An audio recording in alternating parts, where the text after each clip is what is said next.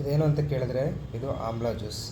ಇದೇನು ಗೊತ್ತಾ, ಬೆಟ್ಟದ ನೆಲ್ಲಿಕಾಯಿ. ಬೆಟ್ಟದ ನೆಲ್ಲಿಕಾಯಿ ನಾರ್ಮಲ್ ಆಗಿ ಸಣ್ಣದಾಗಿರುತ್ತೆ, ದೊಡ್ಡದು ಹೈಬ್ರಿಡ್ ನೆಲ್ಲಿಕಾಯಿ. ಸೊ 4-5 ಬೆಟ್ಟದ ನೆಲ್ಲಿಕಾಯಿ ತೊಗೊಳ್ಳಿ. ಆಮೇಲೆ ಒಂದಿಷ್ಟು ಪುದೀನ, ಒಂದಿಷ್ಟು ಕೊತ್ತಂಬರಿ ಸೊಪ್ಪು, ಒಂದು 4 ಕಾಳು ಮೆಣಸು ಹಾಕ್ಕೊಳ್ಳಿ.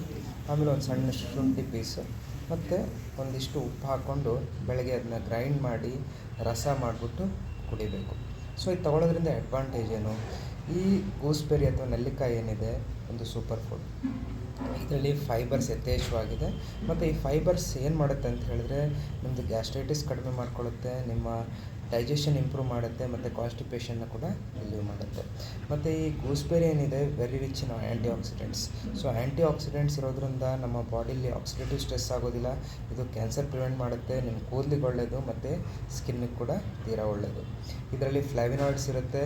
ಫ್ಲಾವಿನಾಯ್ಡ್ಸ್ ಏನು ಮಾಡುತ್ತೆ ಅಂತ ಹೇಳಿದ್ರೆ ನಿಮ್ಮ ಡಯಾಬಿಟಿಸ್ನ ಕಂಟ್ರೋಲ್ ಮಾಡಲಿಕ್ಕೆ ಹೆಲ್ಪ್ ಮಾಡುತ್ತೆ, ಇನ್ಸುಲಿನ್ ಸ್ಪೈಕ್ ಆಗಲಿಕ್ಕೆ ಬಿಡೋದಿಲ್ಲ. ಮತ್ತು ಇದರಲ್ಲಿ ಪಾಲಿಫಿನಾಲ್ಸ್ ಕೂಡ ಇರುತ್ತೆ. ಪಾಲಿಫಿನಾಲ್ಸ್ ಅಂತ ಹೇಳಿದ್ರೆ ನಮ್ಮ ಲಿವರ್ಗೆ ಭಾಳ ಹೆಲ್ಪ್ಫುಲ್ ಆಗುವಂಥ ಒಂದು ಕಾಂಪೊನೆಂಟ್.